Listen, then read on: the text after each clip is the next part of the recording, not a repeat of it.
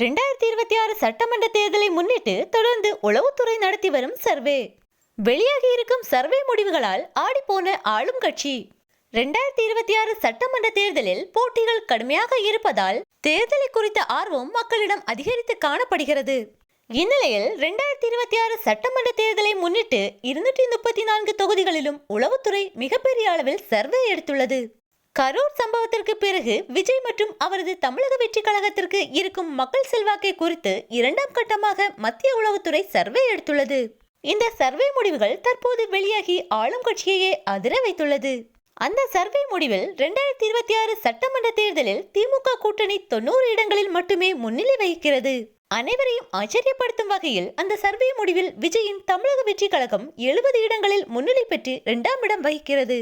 அதிமுக கூட்டணி கட்சிகள் 35 இடங்களில் முன்னிலை பெற்று 3ஆம் இடத்தை பிடிக்கிறது.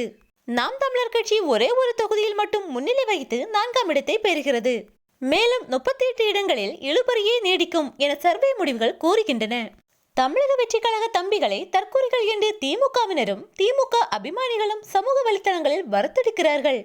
ஆனால் அவர்களோ அதே சமூக வலைத்தளங்களின் மூலமாக மக்களின் மனநிலையை தங்களுக்கு சாதகமாக மாற்றி வருகின்றனர். சத்தமில்லாமல் தங்கள் வேலைகளை சரியாக செய்து வருகின்றனர் தமிழக வெற்றி கழக தோழர்கள். இந்த சர்வே முடிவுகள் வெளியாகி திமுகவிற்கு மேலும் பயத்தை ஏற்படுத்தியுள்ளது.